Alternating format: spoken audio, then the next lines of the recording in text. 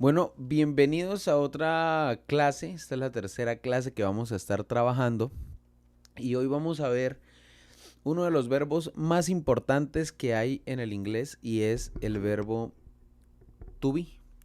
Pero lo vamos a ver en algo muy interesante y es que lo vamos a ver en los tres tiempos que pueden aparecer en el ICFES: en el pasado, en el presente y en el futuro.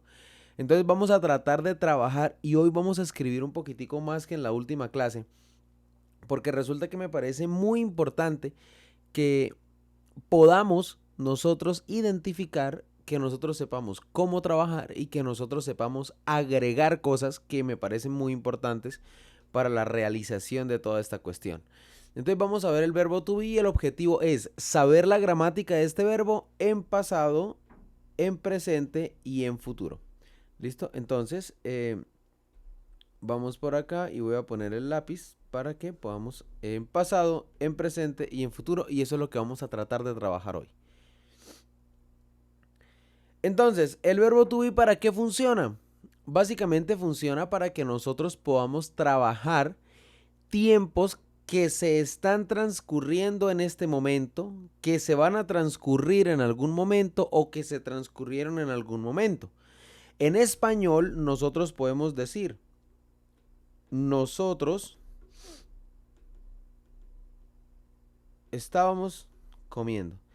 Esa acción se realizó antes o se estaba realizando antes. Nosotros estamos comiendo y nosotros estaremos comiendo. Entonces, si nos damos cuenta, ¿sí?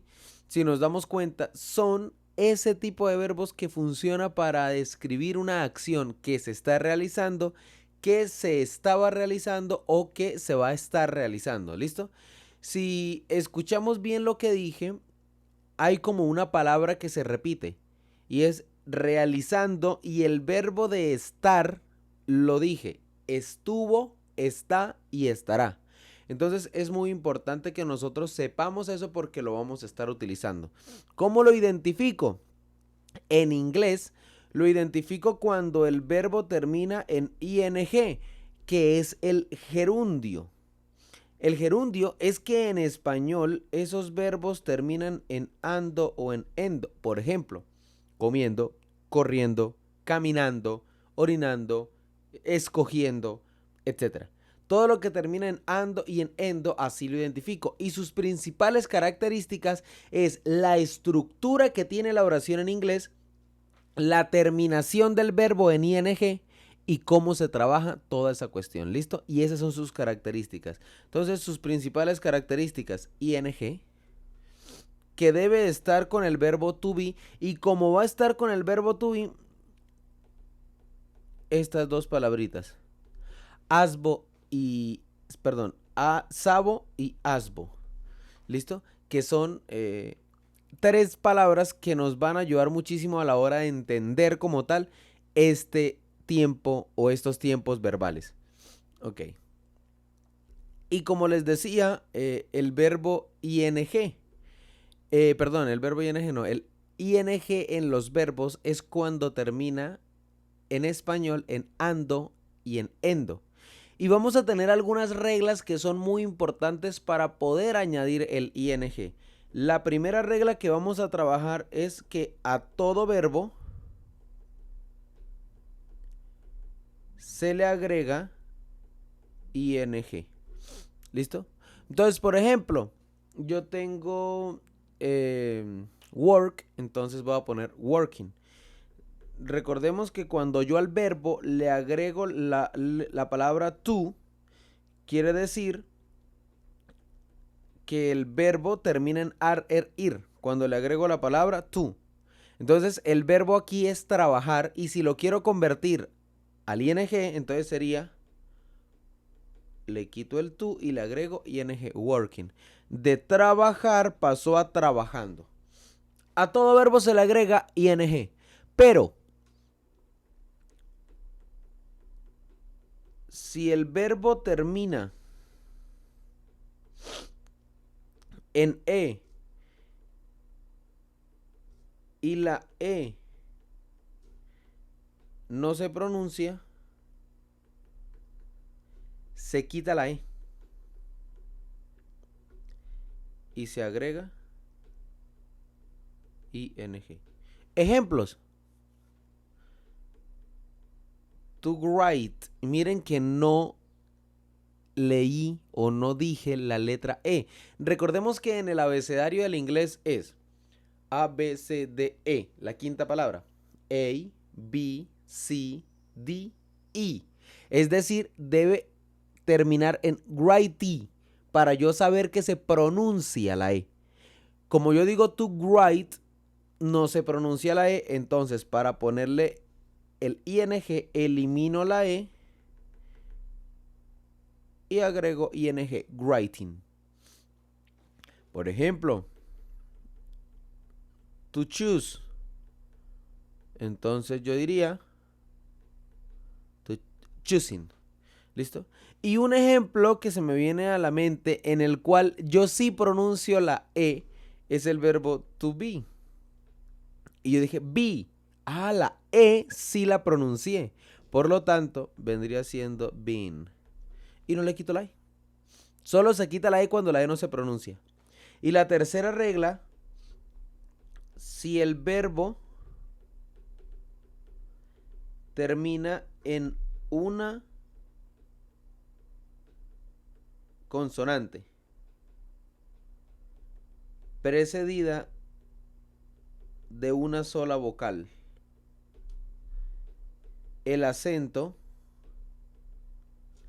recae, vamos aquí a hacer como un cuadrito de que se separa, y el acento recae en la última sílaba.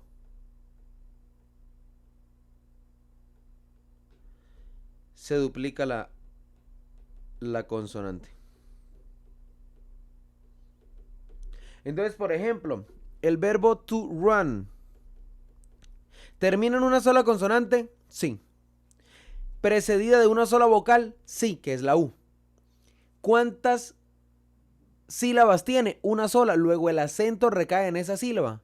Entonces yo diría to run. Por lo tanto, se duplica la N. Y por eso es que ustedes ven cuando hay algunas cuestiones de atletismo, carrera de running, y el running tiene doble N, y es por eso. ¿Listo? Miremos este ejemplo. To listen. ¿Termina en una sola consonante? Sí. ¿Precedida de una sola vocal? Sí. Pero resulta que uno dice to listen, no listen. Es decir, el acento no recae en la última sílaba, sino que recae en la primera sílaba. Y como no recae en la última, entonces yo no duplico la última vocal, la última consonante. ¿Listo?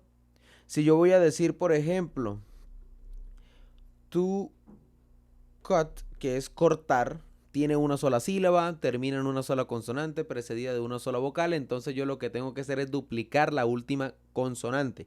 Por lo tanto, yo diría cutting, y por eso es que yo le veo una doble T. Entonces, es así de sencillo como se trabaja este tipo de cuestiones para mayor entendimiento.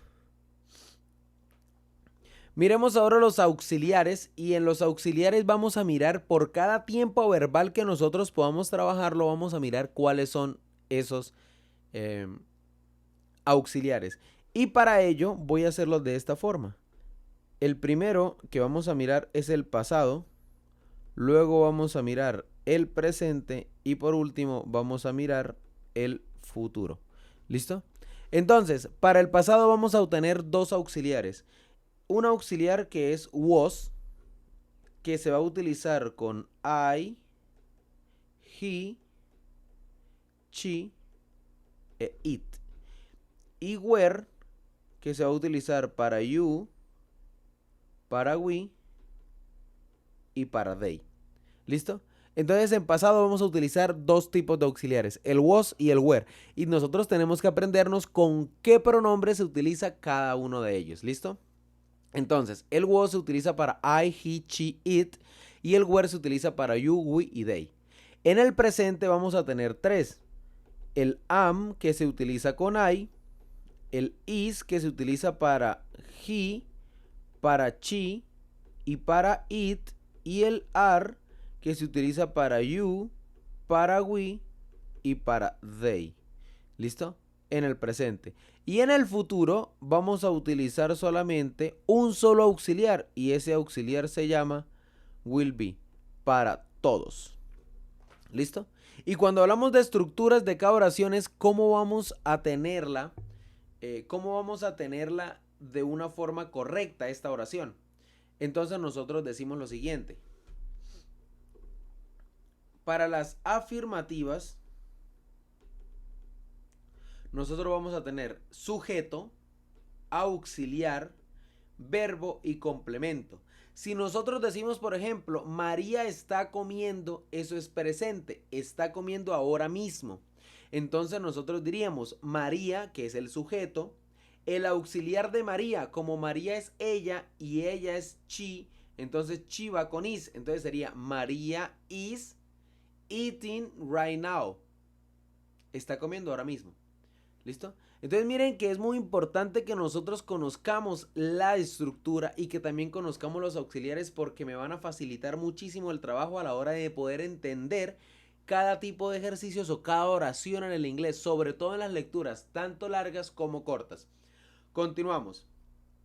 En la interrogativa, interrogative, entonces vamos a darle la vuelta al sujeto y al auxiliar.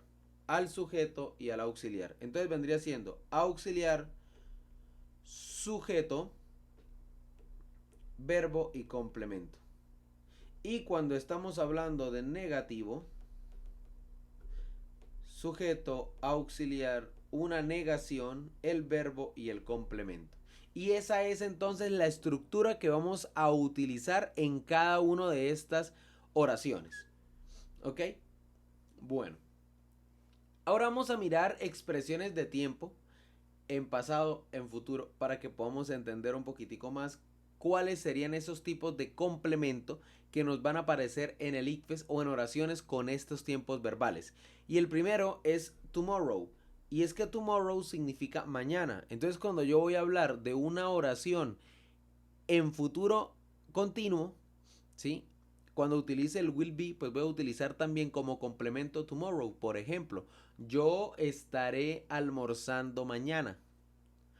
I will be having lunch tomorrow. Y miren que el tomorrow es esta O que yo tengo aquí. Esta O que yo tengo aquí. ¿Listo? Porque ese es el complemento, es lo que le sobra a una oración para poderse entender de la mejor forma posible. ¿Listo? Entonces, la primera expresión es tomorrow, que es mañana. Tomorrow morning, que significa mañana por la mañana. Y tomorrow afternoon, que significa mañana por la tarde.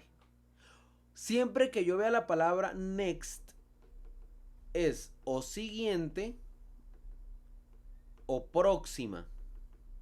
Es decir, la siguiente semana, el próximo mes, el siguiente año. Entonces, cuando hablamos de next week es la siguiente semana o la próxima semana. Next month, que es el próximo mes o el siguiente mes. Y next year, que es el siguiente año o el próximo año. ¿Listo? Siempre que aparezca la palabra next es próximo. Cuando hablamos de soon, eso quiere decir pronto. Eso quiere decir pronto. ¿Listo? Entonces, soon, pronto. In the future quiere decir en el futuro. In 2 days, en 2 días. Si yo quiero decir en 4 días, entonces diría in 4 days. ¿Listo? Si quiero decir en unas pocas semanas, in a few weeks.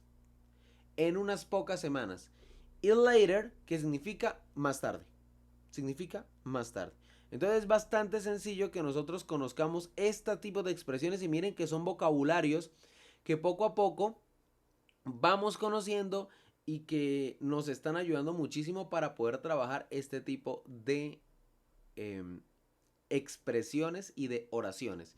Vamos a mirar más expresiones de tiempo, pero esta vez vamos a verlas fragmentadas en cuestiones de presente, pasado, futuro. ¿Listo? Entonces empezamos con las del presente. Y son palabras que aparecen mucho en la prueba Saber 11 y sería muy importante que ustedes se los aprendan porque de una u otra forma les va a ayudar a entender y a saber responder. Entonces vamos a empezar. La primera es today, que es hoy. Eso significa hoy. Now, que significa ahora. Por eso cuando les dicen right now, que quiere decir ahora mismo, ese now es el ahora, right now. Right now, bueno, acabamos de decir que significa ahora mismo. At the moment, que significa en el momento. Currently, concurridamente. Esta semana, este mes y este año. Luego, this significa este. Entonces, this week, esta semana. This month, este mes. This year, este año. ¿Listo? Vámonos para pasado. Entonces cuando hablamos de yesterday es porque estamos hablando de ayer. Cuando dice last night quiere decir la última. La última. ¿Listo? Entonces yo digo last night quiere decir la última noche o anoche. ¿Ok? O anoche. Nosotros tenemos que buscarle como el acomodo de las palabras en inglés para mirar los modismos que nosotros utilizamos en español. Entonces, last night significa la pasada noche, es decir, anoche. Last week, la pasada semana, es decir, la semana pasada. ¿Listo? Last month, el pasado mes. Es decir, que siempre que hablemos de last es el pasado. Last year, el año pasado. 2 days ago. Este ago es cuando yo voy a hablar de algo antes. Entonces, por ejemplo, 2 days ago significa 2 días atrás. O hace 2 días. Hace 2 días. ¿Listo? Eso significa el ago. Luego hablamos de a week ago, que quiere decir hace una semana. ¿Listo? Hace una semana. In 2024, cuando yo voy a hablar de años, utilizo esta palabrita que tengo acá, que es in. Entonces, por ejemplo, si yo voy a decir en el 2015, entonces in 2015, no utilizo ni on ni at, sino que utilizo in. Y when I was young, que significa cuando yo era joven. ¿Listo? Cuando yo era joven. When I was young, I was playing football. Cuando yo era joven, yo estaba jugando fútbol. ¿Sí? Y así nosotros podemos trabajarlo. En el futuro ya vimos algunas. Tomorrow, tomorrow morning, next week, next month, next year, soon, que significaba pronto. Later, que significaba más tarde, en el futuro y en 2 días. Esas ya las habíamos visto en la anterior presentación. Y vamos a empezar con ejercicios y con preguntas. Y van a ir viendo que poco a poco van pasando a las clases. La dificultad de las preguntas van a ir subiendo. Entonces dice la primera. Yesterday, David was in the high school studying for a science test. Where was David yesterday? Y acá nosotros tenemos que mirar la pregunta. Where was David yesterday? Where es una WH que significa dónde. Me están preguntando algo y como tiene el auxiliar was, quiere decir que estaba en pasado. Luego, where was David yesterday? Hay una expresión de tiempo también del pasado. Recordemos que yesterday es ayer. Entonces nosotros decimos, ¿dónde estaba David ayer? Entonces me vengo para acá. David was in the high school. Por lo tanto, la respuesta correcta tenemos que analizarla. At home no puede ser porque no estaba en casa. Ni estaba en el aeropuerto, ni estaba en el restaurante. Si él estaba en el colegio es porque estaba en una biblioteca. Por lo tanto, la respuesta correcta es in the library. Miren que estas palabras ya las utilizamos en la segunda clase cuando veíamos el vocabulario de colegio. ¿Listo? Un vocabulario escolar. The students were nervous before the final exam. Why were they nervous? Ok, ¿por qué están nerviosos los estudiantes? Sencillo, porque ellos tienen un test. They had a test. Ellos no estaban en vacaciones, ellos no estaban jugando y ellos no estaban comiendo almuerzo. ¿Listo? Entonces la respuesta correcta, miren que es simplemente analizar un poquitico las palabras que nosotros vamos trabajando y vamos sabiendo. Yesterday, the students. ¿Quiénes son los estudiantes? los estudiantes son ellos. Ellos. Listo. Hay una expresión de tiempo que es yesterday. Quiere decir que es ayer, quiere decir que es en pasado. Y they en el pasado, su auxiliar es were. Miren que no es difícil si nosotros no sabemos ese concepto importante para poder entender cualquier cosa de la prueba Saber 11. ¿Listo? Y sobre todo el verbo to be, que es el verbo más importante, porque aparte de ser verbo es un auxiliar que va a aparecer en la mayoría de tiempos. ¿Listo? Next year. Next year, expresión de futuro, el próximo año. David will be studying in a university. Will be, estará. Studying, estudiando.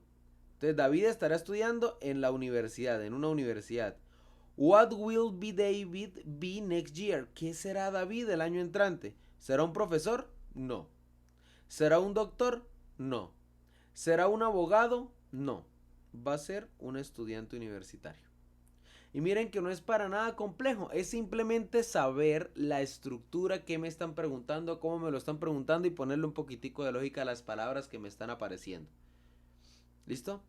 Y vamos a dejar hasta aquí la clase número 3, que fue muy importante, como les digo, es muy importante porque aquí nosotros estamos viendo cuestiones que sirven para las pruebas Saber 11. Y como nos hemos dado cuenta, sirve muchísimo nosotros poder interpretar este tipo de cuestiones a la hora de poder entender todo lo que puede pasar en la prueba Saber 11. Así que los esperamos para la clase número 4, que dentro de poco será compartida acá.